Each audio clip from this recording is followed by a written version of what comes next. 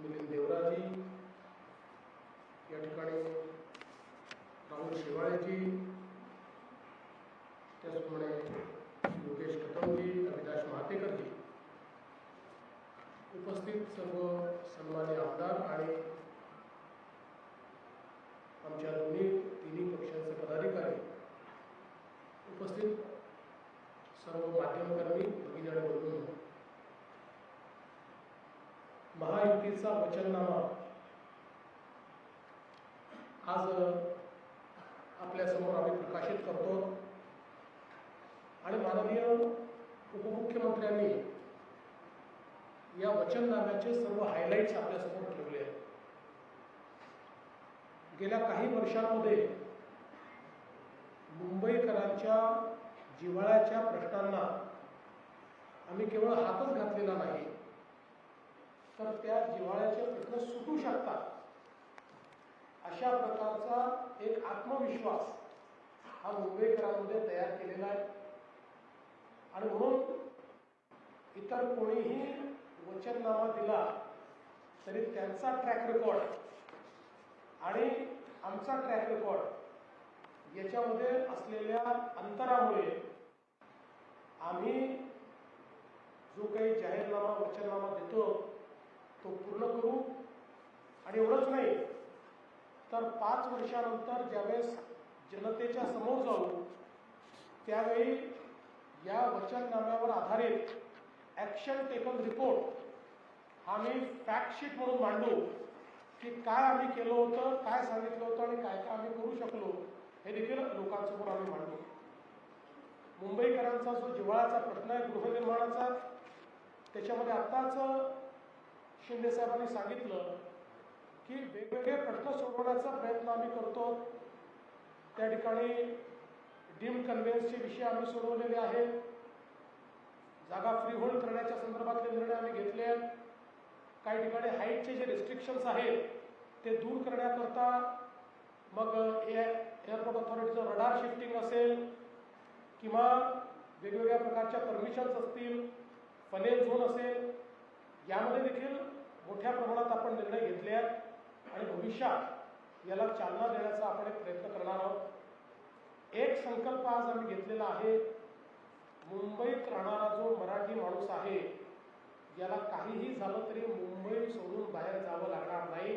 मुंबईमध्येच त्याला घरं आम्ही देऊ आणि हे आम्ही BTD साईट करून दाखवलं, हे अभ्युदयनगरमध्ये आम्ही करतोय, हे पत्रा साईट आम्ही करून दाखवलं आहे, विशाल सह्याद्रीमध्ये आम्ही करून दाखवलेलं आहे.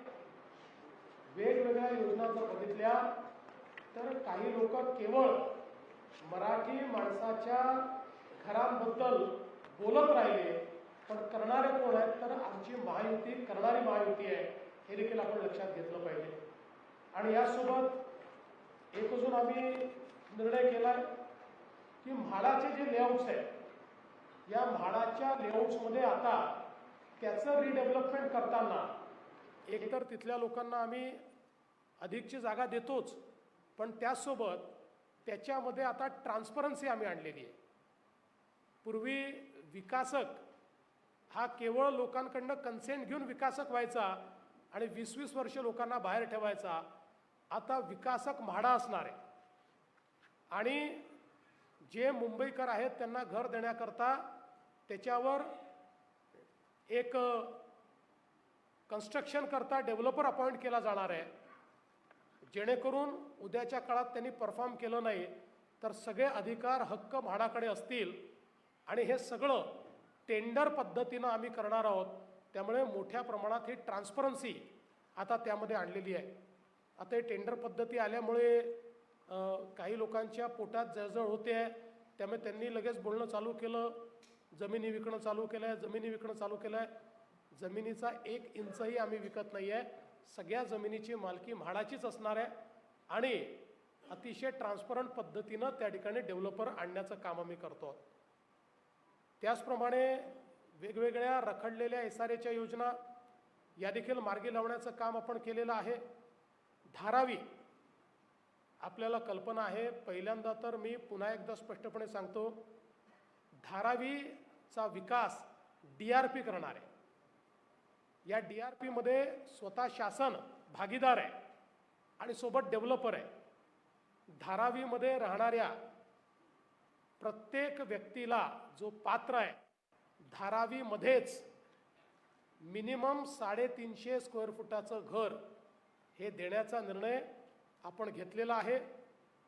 धारावीमध्ये वेगवेगळ्या प्रकारचे जे व्यवसाय आणि उद्योग चालतात, त्या सगळ्या लघु उद्योग आणि व्यवसायांना त्याच ठिकाणी अधिक चांगल्या पद्धतीनं इकोसिस्टीम तयार करून देण्याचा निर्णय आपण घेतलेला आहे. आणि धारावीतले जे अपात्र आहेत त्यांनाही कुठेही हायकोर्टाचा नियम न मोडता त्यातनं मार्ग काढून त्यांनाही घर देण्याचा निर्णय आपण केला आहे. त्यामुळे एक अत्यंत मोठं काम या धारावीच्या माध्यमातून आपण करतो. दुसरं, महानगरपालिकेमध्ये काम करणारे जेवढे आमचे सफाई कामगार आहेत, आम्ही 2019ला निर्णय घेतला होता की सफाई कामगारांना मालकी हक्काची घरं द्यायची, परंतु उद्धव ठाकरेजींच्या सरकारने तो निर्णय बदलला होता. आम्ही पुन्हा निर्णय घेतला आहे आणि आता त्याची सगळी कारवाई आम्ही केली आहे. पुढच्या काळामध्ये महानगरपालिकेचे जेवढे सफाई कर्मचारी आमचे आहेत, या सगळ्यांना मुंबईमध्ये मालकी हक्काचं घर हे आम्ही त्या ठिकाणी देणार आहोत. हा आमचा निर्णय आहे. शिक्षणाच्या क्षेत्रामध्ये देखील महानगरपालिकेच्या माध्यमातून आपल्या शाळा आधुनिक करणं, आपल्या शाळा महानगरपालिकेच्या ज्या आहेत या कौशल्ययुक्त करणं, आणि हे करत असताना महानगरपालिकेच्या प्रत्येक शाळेमध्ये आमच्या मुलांना मराठी नीट शिकता आलं पाहिजे, या दृष्टीनं मराठीचीही लँग्वेज लॅब तयार करणं हा देखील आम्ही एक निर्णय घेतलेला आहे. मराठी तर आपण शिकवतोच आहोत, पण अधिक चांगल्या पद्धतीनं आपल्या मुलांना महानगरपालिकेच्या शाळेतनं मराठी शिकता यावं, अशा प्रकारचा आमचा प्रयत्न त्या ठिकाणी असणार आहे. शिक्षणामध्ये ज्या काही आता नवीन शैक्षणिक इक्विपमेंट्स आलेले आहेत, पद्धती आल्या आहेत, या सगळ्या टीचिंग लर्निंगच्या पद्धती त्या ठिकाणी वापरण्याचा प्रयत्न आमचा असणार आहे. यासोबत आरोग्याच्या क्षेत्रामध्ये महानगरपालिकेने यापूर्वीही चांगलं काम केलेलं आहे किंवा बऱ्याच व्यवस्था उभ्या केल्या आहेत, पण त्या व्यवस्था अधिक चांगल्या करण्याची गरज आहे, त्याच्यामध्ये अधिक सोयी करण्याची गरज आहे. त्या दृष्टीनं एक प्लॅन आपण तयार केला आहे. आणि विशेषतः कोविडच्या काळामध्ये असं लक्षात आलं की मुंबईमध्ये ज्यावेळेस अशा प्रकारची एखादी महामारी येते त्यावेळेस लोकसंख्येच्या हिशोबाने बेड्सची जी संख्या असली पाहिजे ती 2000 कमी आहे. त्यामुळे 2000 नवीन बेड्स हे मुंबईमध्ये, म्हणजे जो काही त्याचे नॉर्म्स आहेत त्या नॉर्म्सप्रमाणे सेकंडरी आणि टर्शरी ट्रीटमेंट करता मुंबईच्या लोकसंख्येला अनुरूप अशा प्रकारचे 2000 बेड्स हे तयार करण्याचं काम आपण त्या ठिकाणी करणार आहोत. मुंबईमध्ये एक व्हायब्रंट इकोसिस्टीम आहे आणि या इकोसिस्टीमला अधिक व्हायब्रंट करून आता जी काही GCCचं एक वेव आलेली आहे, ती वेव मुंबईत आपल्याला कशी कॅच करता येईल, मुंबई आणि MMRमध्ये त्याचे एक प्लॅनिंग आपण केलेलं आहे. आणि त्या प्लॅनिंगच्या माध्यमातून मोठ्या प्रमाणात हायपेड रोजगार हा मुंबईमध्ये तयार करण्याचा आपला प्रयत्न आहे. विशेषतः जी आपली तरुणाई आहे त्यांच्या हाताला काम मिळालं पाहिजे आणि त्यातनं रोजगारयुक्त अशा प्रकारची मुंबई आपण तयार करणार आहोत. मुंबईकरता भविष्यातल्या पिण्याच्या पाण्याचा प्रश्न हा सोडवण्याच्या दृष्टीनं मला सांगताना आनंद वाटतो की अनेक वर्ष ज्या गारगाई प्रकल्पाच्या संदर्भात बोललं जात होतं, पण त्याला 2 वेळा फॉरेस्ट आणि पर्यावरणाने मंजुरी नाकारली होती, त्याच्यामध्ये आपण सगळे नॉर्म्स पूर्ण केले आणि फॉरेस्ट आणि पर्यावरणाची मंजुरी मिळवली आणि आता त्याचं टेंडर देखील काढलं आहे. त्यामुळे हा प्रकल्प असा आहे, सगळ्यात कमी खर्चाचा आहे, ग्रेडियंटनी पाणी येणार आहे, सगळ्यात जवळचा प्रकल्प आहे. त्यामुळे जवळपास 500 MLD पाणी हे पहिल्या टप्प्यामध्ये गारगाई प्रकल्पातनं मिळणार आहे. आणि त्यासोबत दमणगंगा पिंजाळ असेल किंवा इतर जे प्रकल्प असतील, हे सगळ्या प्रकल्पांना आपण चालना दिली आहे. 2060ची मुंबईची जी पॉप्युलेशन असेल, जी लोकसंख्या असेल, या लोकसंख्येला पुरेल इतकं पाणी मुंबईकरता आपण नियोजित केलेलं आहे आणि प्रत्येक घरी मुबलक पाणी हे देण्याचा आपण त्या ठिकाणी प्रयत्न जो आहे तो करतो. विशेषतः पर्यावरणाच्या संदर्भात मुंबईमध्ये काही महत्त्वाची इनिशिएटिव्ज आपण घेतल्या. मगाशी उपमुख्यमंत्री महोदयांनी सांगितलं, वर्षानुवर्ष या मुंबईचं सीवेज वॉटर ब्रिटिशकालीन सेटलिंग टँक्समधनं थेट समुद्रात जात होतं. ते समुद्रात गेल्यामुळे आपल्याला कल्पना आहे की आपल्या समुद्राचं पाणी काळं दिसतं, त्यात घाण दिसते. अनेक ठिकाणी चौपाटीवर किंवा वेगवेगळ्या ठिकाणी त्याचा वास आपल्याला सहन करावा लागतो. कारण हे सगळं मुंबईसारख्या ज्याला एशियातली रिचेस्ट महानगरपालिका वगैरे अशा प्रकारचे बिरुदं दिली जातात, त्यात सगळं पाणी, घाण पाणी हे समुद्रात जात होतं. आता 16,000 कोटी रुपयाच्या वेगवेगळ्या STPचं नेटवर्क, आणि यातले काही STP तर असे आहेत की जे कदाचित देशामध्ये एक आयकॉनिक अशा पद्धतीचं इन्फ्रास्ट्रक्चर असणार आहेत. म्हणजे 3 मजली 4 मजली देखील STP कमीत कमी जागेत बसवून आणि आपण त्याचं काम सुरू केलं आहे. या वर्षापासून तर पुढच्या 1.5-2 वर्षामध्ये सगळे STP पूर्ण होतील. त्यामुळे मुंबईच्या समुद्रात घाण पाणी जाणार नाही. मिठी नदी असेल, पोयसर आणि आपली वेगवेगळ्या ज्या आपल्या नद्या आहेत, त्या नद्यांना देखील या ठिकाणी त्याचंही शुद्धीकरण करणं, याचा एक मोठा प्लॅन आपण तयार केला आहे. मिठीमध्ये काही लोकांनी गाळ खाल्ला असेल, पण पुढच्या काळामध्ये गाळ खरोखर काढून आणि निर्मल आणि अविरल अशा प्रकारची मिठी ही आपल्याला कशी करता येईल. अर्थात हे आज आपण सुरू केलं तर त्याला किमान 5 ते 6 वर्ष लागणार आहेत, हे देखील या ठिकाणी सांगितलं पाहिजे. पण निश्चित डेफिनेटिव्ह प्लॅन हा त्याचा तयार केला आहे. त्याचे सगळे जे काही आहेत प्रकल्प ते तयार झालेले आहेत आणि त्यातनं आपली नदी जी आहे ती स्वच्छ होणार आहे. यासोबत आपल्याला माहिती आहे की जेवढे मुंबईचे डम्पिंग ग्राउंड्स आहेत, या सगळ्या डम्पिंग ग्राउंड्सचं कॅपिंग करणं, त्याचं बायोमॅनिंग करणं, तिथल्या जागा रिक्लेम करणं आणि यापुढे डम्पिंग पूर्णपणे बंद करणं, याकडे आता आपण वाटचाल सुरू केली आहे. नवीन पद्धतीनं झिरो गार्बेज असा प्लॅन आपण त्या ठिकाणी तयार करतो आणि हे जे काही लिगसी वेस्ट आहे आणि नवीन वेस्ट आहे, या दोन्हीला आपण त्या ठिकाणी वेल्थमध्ये कन्वर्ट करतो. कचऱ्यापासून वीज निर्मितीचा प्रकल्प हा सुरू करून त्यातनंही आपण एक स्वच्छ वीज देखील मिळवण्याचा प्रयत्न करतो. काही गॅस निर्मितीचाही आपल्या समोर एक पर्याय त्या ठिकाणी आहे की ज्यातनं आपल्याला आपले व्हेकल्स देखील चालवता येतील. अशा पद्धतीनं मुंबईमध्ये एक आम्ही 17,000 कोटी रुपयाचा क्लायमेट ॲक्शन प्लॅन हातामध्ये घेतलेला आहे की ज्या क्लायमेट ॲक्शन प्लॅनच्या माध्यमातून एक मुंबईला सर्क्युलर इकॉनॉमी आम्ही तयार करणार आहोत. टाटा सन्सचे जे प्रमुख आहेत एन चंद्रशेखरन यांना मी विनंती केली होती आणि त्यांनी एक मुंबईच्या सर्क्युलर इकॉनॉमीचा काही एक्सपर्ट्सला बसवून प्लॅन तयार करून दिला आहे.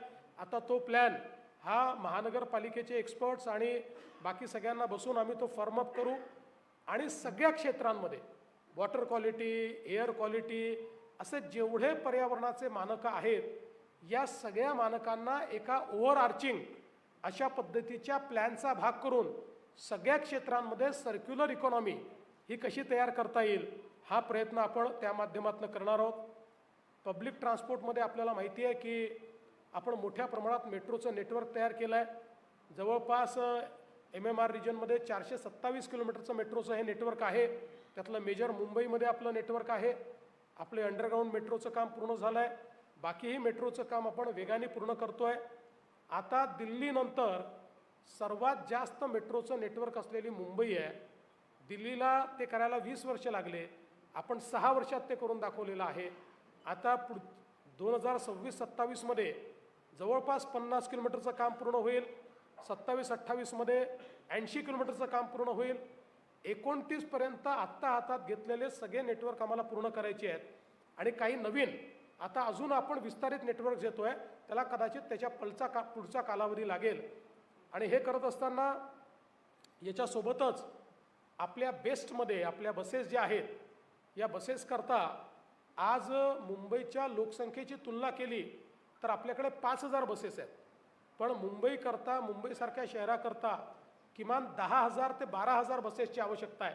आणि म्हणून मोठ्या प्रमाणात EV बसेसचे आपण निर्णय घेतला, त्याचे ऑर्डर्स दिले आहेत आणि पुढच्या काळामध्ये ही फ्लीट मोठी आपण करणार आहोत. आणि ही फ्लीट मोठी करून त्यातनं ज्याला आपण लास्ट माईल कनेक्टिव्हिटी म्हणतो, ती लास्ट माईल कनेक्टिव्हिटी ही मुंबईमध्ये तयार करून मुंबईकरांना त्यांचं जीवन सुकर करण्याचा प्रयत्न आहे. सबर्बन रेल्वेच्या संदर्भातही आपल्याला माहिती आहे की मुंबईची जी लाईफलाईन आहे आपली लोकल ट्रेन, त्यामध्ये MUTP 2, MUTP 3 याच्या माध्यमातून, MUTP 3A याच्या माध्यमातून आपण मोठ्या प्रमाणात राज्य सरकार, केंद्र सरकार मिळून त्या ठिकाणी गुंतवणूक केलेली आहे. आणि जे प्लॅटफॉर्म्स आहेत त्याची लांबी वाढवणं, ट्रेन्सचे डबे वाढवणं, ट्रेन्सची सफाई चांगलं करणं, त्या ठिकाणी एस्केलेटर्स लावणं, वेगवेगळ्या पॅसेंजर ॲम्युनिटीज तयार करणं. आता याचा दुसरा टप्पा असा आहे की केंद्र आणि राज्य सरकार मिळून आम्ही त्या ठिकाणी जे काही आपले डबे आहेत, कारण आपल्याला माहिती आहे आपल्या डब्यांना गेट्स नाही आहेत आणि गेट्स लावले तर लोकांना तिथे गुदमरल्यासारखं होईल, फार गर्दी त्या ठिकाणी असते. डब्यांची संख्या अजून 3 कशी वाढवायची या संदर्भातले काही ट्रायल्स चाललेले आहेत. नवीन सिग्नलिंग सिस्टीमचे ट्रायल्स चाललेले आहेत. आणि त्यासोबत आता संपूर्ण आपल्या सबर्बन रेल्वेमध्ये मेट्रोसारखे बंद दरवाजाचे डबे, ज्याच्यात स्लायडिंग डोअर बंद दरवाजे होतील आणि पूर्णपणे AC अशा प्रकारचे डबे आपण तयार करणार आहोत. आणि हे करताना केंद्रीय रेल्वे मंत्र्यांना मी विनंती केली होती आणि त्यांनी ती विनंती मान्य केली की सेकंड क्लासच्या तिकिटामध्ये 1 रुपयाचा देखील वाढ न करता आम्ही मुंबईकरांना त्या लोकलमध्ये अतिशय चांगला प्रवास हा पुढच्या काळात देणार आहोत. टप्प्याटप्प्यानं हे होईल, पण ऑर्डर तर आम्ही सगळ्या ट्रेन्स रेक चेंज करण्याच्या देऊ. टप्प्याटप्प्याने त्याची डिलिव्हरी सुरू होईल आणि त्या पद्धतीनं आपण ते काम करणार आहोत. ट्रान्सपोर्टेशनमध्ये एक अजून नवीन प्लॅन आपण जो तयार केलेला आहे, हा मुंबई वॉटर ट्रान्सपोर्टचा प्लॅन तयार केला आहे. मागच्या काळामध्ये मुंबईमध्ये आपण रोरो सुरू केली, आज ती अतिशय यशस्वी झालेली आहे. काही ठिकाणी आपण पॅसेंजर बोट्स सुरू केले आहेत. आत्ता एकूण मुंबई आणि MMRचं जे क्षेत्र आहे, या MMRच्या क्षेत्रामध्ये जवळपास 85 नॉटिकल माईल इतकी वॉटर ट्रान्सपोर्टची व्यवस्था उभी आहे. आता आपण जो या ठिकाणी प्लॅन केला आहे त्याच्यामध्ये मुंबईसह MMR क्षेत्रामध्ये 200 नॉटिकल माईल एवढं वॉटर ट्रान्सपोर्टचं नेटवर्क आपण उभं करतो. 21 ठिकाणी आपण जेटीज तयार करतो. वॉटर टॅक्सीज आपण त्या ठिकाणी आणतो. या वॉटर टॅक्सीज ज्या आहेत याही सस्टेनेबल असल्या पाहिजेत, त्या अल्टरनेट फ्युएलवर, इलेक्ट्रिक किंवा अल्टरनेट फ्युएलवर असल्या पाहिजेत किंवा मग हायब्रिड असल्या पाहिजेत. या दृष्टीने आपण करार केलेले आहेत. आणि पुढच्या काळामध्ये हे इन्फ्रास्ट्रक्चरचं काम पूर्ण झाल्यानंतर आपण वॉटर टॅक्सी सुरू करू. म्हणजे नवी मुंबईचं एअरपोर्टपासनं तर गेटवे ऑफ इंडियापर्यंत आपल्याला वॉटर टॅक्सीने येता येईल, अशा प्रकारचं प्लॅनिंग देखील या ठिकाणी आपण केलेलं आहे. आणि हे सगळं करत असताना मागच्या वेळेस आम्ही सांगितलं होतं की ह्या सगळ्या ट्रान्सपोर्ट सिस्टीमचं आम्ही इंटिग्रेशन करू. तसं आपण आता वन मुंबई ॲप तयार केला आहे. आता एका तिकिटावर आपल्याला मेट्रो, मोनो, सबर्बन रेल्वे, बस याच्यात फिरता येतं. आता हे इंटिग्रेशन पूर्ण MMR रिजनला आपण लागू करणार आहोत. आणि हे जे वॉटर ट्रान्सपोर्ट आहे तेही याचा भाग आहे. त्यामुळे वॉटर टॅक्सीमध्येही त्याच तिकिटावर आपल्याला बसता येईल, अशा पद्धतीनं आपण त्याचं प्लॅनिंग केलेलं आहे. आणि म्हणून मुंबईकरांचं जीवन हे ट्रान्सपोर्टेशनशी खूप निगडीत आहे. त्यांचा खूप वेळ हा ट्रान्सपोर्टेशनमध्ये जातो. त्यातनं आपण एक प्रकारे त्यांना मुक्ती देतो. आपल्याला माहिती आहे त्यासोबत रोडचं जे एक्सपान्शन आपण करतो. मागच्या काळामध्ये आपण आता बांद्रा वर्सोव्याचं काम पूर्ण करत आणलं आहे. वर्सोव्यापासनं दहिसर, दहिसरपासनं विरार अशा प्रकारची लिंक आपण करतो आहे. ठाण्यापासनं बोरिवलीपर्यंत, मुलुंडपासनं गोरेगावपर्यंत बोगद्यांची कामं आपण सुरू केलेली आहेत. आपण या ठिकाणी वेगवेगळ्या प्रकारचे म्हणजे आपण जे ऑरेंज गेट आहे त्या ठिकाणी आपण एक बोगदा करतो आहे. या बोगद्यामुळे ईस्टर्न फ्रीवेवरनं आपण जेव्हा खाली उतरतो तेव्हा जो ट्रॅफिक आहे त्या ट्रॅफिकमधनं आपल्याला सूट मिळणार आहे. आपला ईस्टर्न फ्रीवे जो छेडानगरला संपलेला आहे तो आता ठाण्यापर्यंत पुढे ठाण्यापासून फाउंटनपर्यंत आपण त्या ठिकाणी नेणार आहोत, ज्यामुळे ईस्टर्न एक्सप्रेसवे हा पूर्णपणे त्या ठिकाणी डिकंजेस्ट होताना आपल्याला दिसणार आहे. यासोबत आपण आता कुर्ल्यापासनं घाटकोपरपर्यंत एक 4.5 किलोमीटरचा ब्रिज करतो आहोत, ज्याच्यामुळे घाटकोपरची कनेक्टिव्हिटी जी आहे ती थेट आपल्या BKC पर्यंत या ठिकाणी येणार आहे. त्यामुळे या सगळ्या ट्रान्सपोर्टेशनचे जे काही वेगवेगळे विषय आपण हातात घेतले आहेत, यामुळे western expressway, eastern expressway, east west connectivity हे सगळं डिकंजेस्ट आपण करणार आहोत. आपल्याला माहिती आहे की शिवडी ते वरळी पूल या वर्षीच आपण पूर्ण करणार आहोत.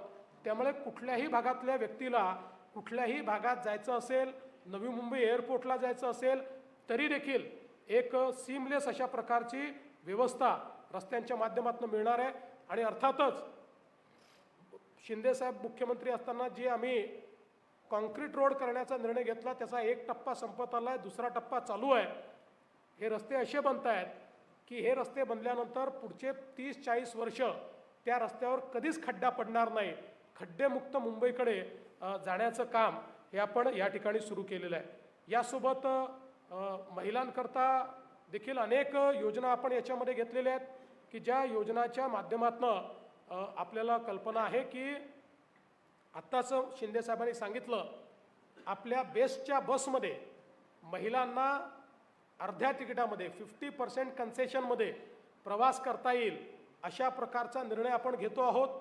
आणि त्यासोबत या मुंबईतल्या ज्या आमच्या लाडक्या बहिणी आहेत, या लाडक्या बहिणींना महानगरपालिकेच्या माध्यमातून मागच्या काळामध्ये आपण काही प्रशिक्षण दिलं आहे, काही त्यांना घरकामाकरता शिलाई मशीन्स असतील, वेगवेगळ्या इक्विपमेंट दिले आहेत. आता त्याच्या पलीकडे जाऊन आमच्या या ज्या काही लाडक्या बहिणी आहेत, मागच्या काळात एक आम्ही प्रयोग करून पाहिला आणि मुंबई बँकेच्या वतीनं आमच्या दरेकरांनी आपल्या या लाडक्या बहिणींना सरकारच्या योजनेतनं 1 लाखापर्यंतचं लोन हे बिनव्याजी दिलं आणि त्यातनं काही महिलांनी चांगले उद्योग सुरू केले. आता आम्ही असं ठरवलेलं आहे की महानगरपालिकेच्या माध्यमातून मुंबईच्या सगळ्या लाडक्या बहिणींना 5 लाखापर्यंत बिनव्याजी कर्ज आम्ही उपलब्ध करून देणार आहोत.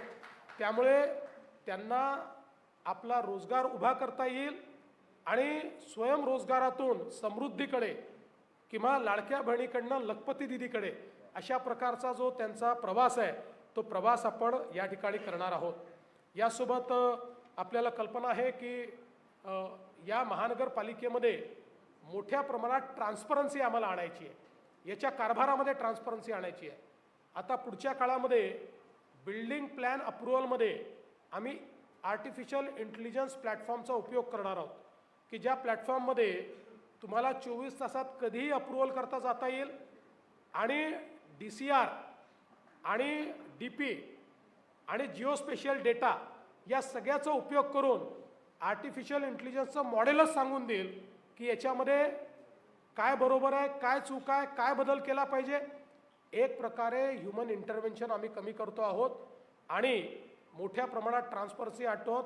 तसंच प्रोजेक्ट्सच्या कॉन्करंट ऑडिटची एक सिस्टीम आम्ही उभी करणार आहोत, जेणेकरून कॉस्ट ओव्हररन किंवा अनेक वेळा वाढीव कॉस्ट या सगळ्या गोष्टींवर आळा आणण्याचं काम आम्ही करणार आहोत. मोठ्या प्रमाणात मुंबई महानगरपालिकेच्या कारभारामध्ये पारदर्शिता आणण्याकरता एक योजना आम्ही तयार केली आहे आणि त्यातनं हा कारभार देखील आम्ही पारदर्शी त्या ठिकाणी करणार आहोत. सेफ सिटी करण्याच्या दृष्टीनं मागच्या काळामध्ये आपण कमांड अँड कंट्रोल सिस्टीम उभी केली आहे. महापालिकेला पावसाळ्याच्या काळात ही कमांड अँड कंट्रोल सिस्टीम खूप कामी येते. आता त्यातही अधिक कॅमेरे लावून आर्टिफिशियल इंटेलिजन्सचा उपयोग करून प्रेडिक्टिव्ह अशा प्रकारच्या व्यवस्था आम्ही उभ्या करणार आहोत, ज्यातनं पूर नियंत्रणामध्ये देखील आपल्याला मोठ्या प्रमाणात फायदा होईल. आपल्याला कल्पना असेल की हे एक वर्ष असं होतं की खूप मोठ्या प्रमाणात पाऊस पडला तरीही त्या मनाने मुंबई थांबली नाही. पुढच्या काळामध्ये मुंबई थांबणार नाही, पावसाळ्यातही अशा पद्धतीनं आपण ही पूर्ण पूर नियंत्रणाची जी व्यवस्था आहे ही व्यवस्था या ठिकाणी करतो आहोत. आणि यासोबत आपल्याला कल्पना आहे, इंदू मिलला भारतरत्न डॉक्टर बाबासाहेब आंबेडकरांचं स्मारक आता पूर्णत्वाला चाललेलं आहे. रमाबाई आंबेडकर नगरचा पुनर्विकास आपण त्या ठिकाणी आत्ता शिंदे साहेबांनी सांगितलं अतिशय उत्तम प्रकारे केला आहे.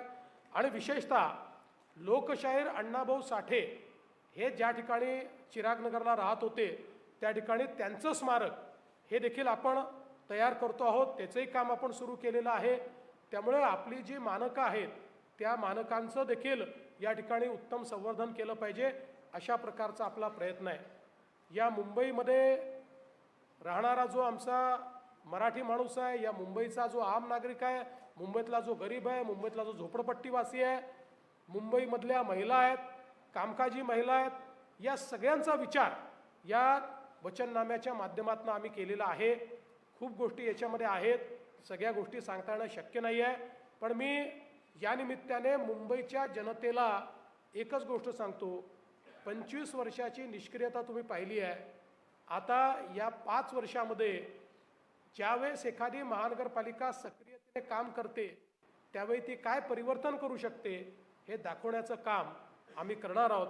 आणि त्याकरता समस्त मुंबईकरांनी आमच्या महायुतीला या ठिकाणी पूर्ण बहुमताने निवडून द्यावं असं आव्हान मी करतो। धन्यवाद।